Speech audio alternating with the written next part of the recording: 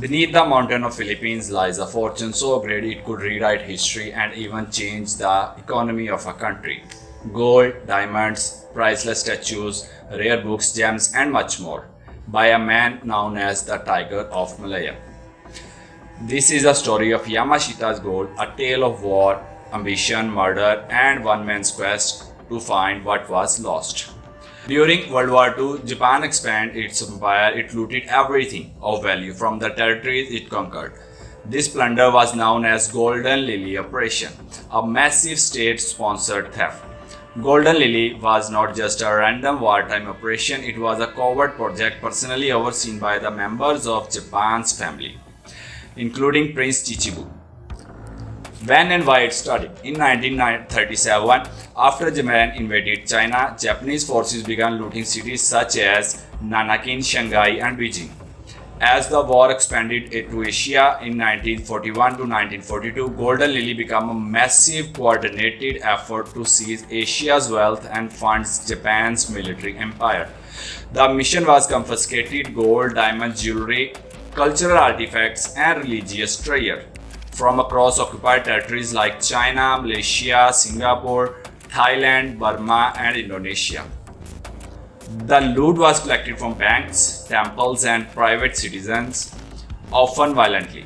Then it was melted into gold bar and stamped. Treasures were shipped to Philippines, chosen for its strategic location and its network of caves, mountains, and tunnels that could hide it.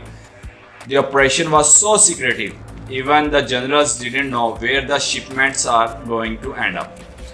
But by the late 1944, Japan was losing the war and transporting the treasure back home was too risky. Emperor Hirohito gave the order, hide the treasure, until Japan could reclaim it after the war. General Yamashita was placed in charge. Yamashita was born in 1885 in Kochi, Japan. Yamashita was a brilliant military mind.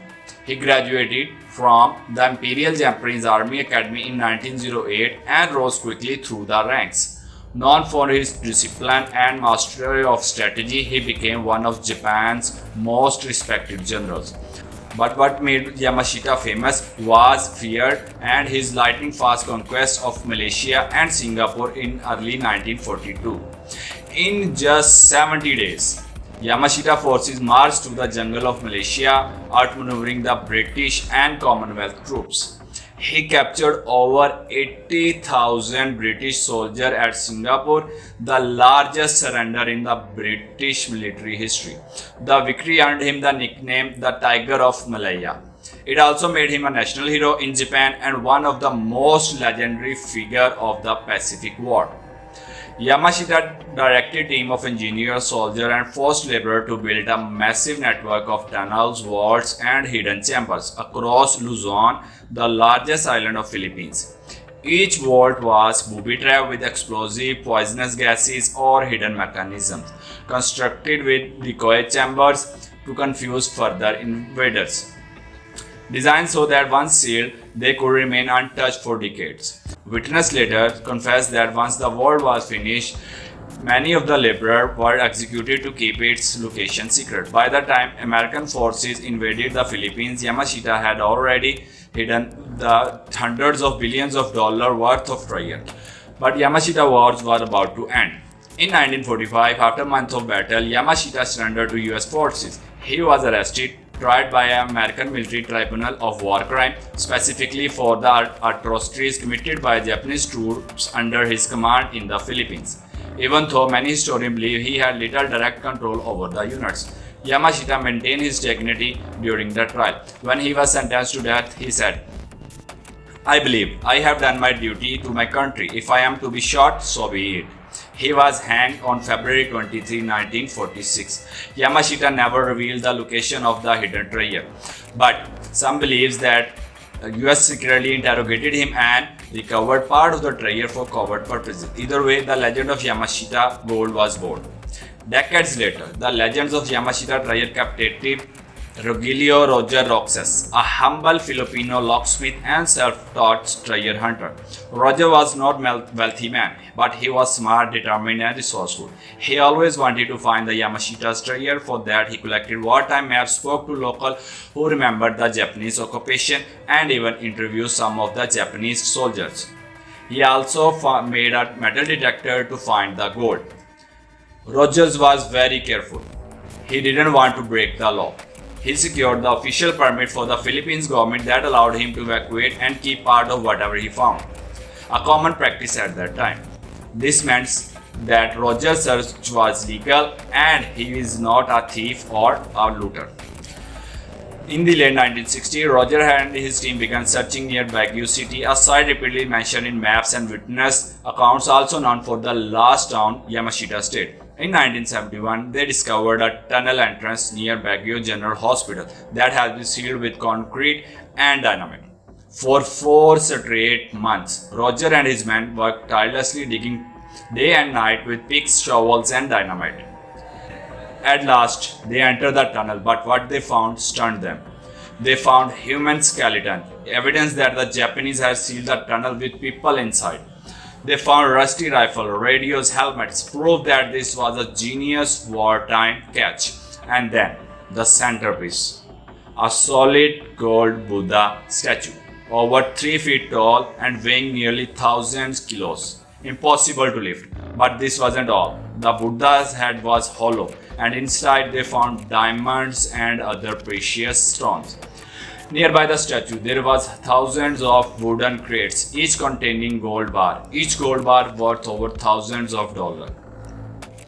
Rogers had done what most thought was impossible, and he had found one of the 175 Yamashita's treasure vaults. It was an extraordinary found, and I know for sure it made his day, and he was so happy that he may have said that yes, I did it. I found what was lost. Unfortunately, Rogers' discovery drew the attention of most powerful man in the country, President Ferdinand Marcos. Ferdinand Marcos was the 10th president of Philippines. He declared martial law in 1972, ruling as a dictator. Marcos was infamous for corruption and greed. He and his wife accumulated billions in unexplained wealth, while much of the country remained poor. Marcos also had a secret obsession of gold. According to the testimonies, he believed Yamashita was the key to building a personal fortune and consolidating power.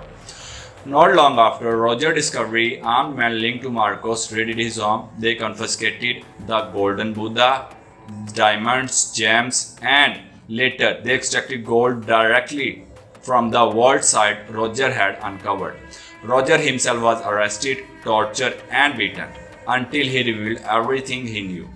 He was released but left traumatized. Due to a massive torture, Roger lost one of his eyes and he remained sick for many weeks. Marcos allegedly transported much of the gold to President Palace and later abroad. Many claim he used Yamashita treasure to fund political campaigns, bribe foreign government, and build his wealth overseas.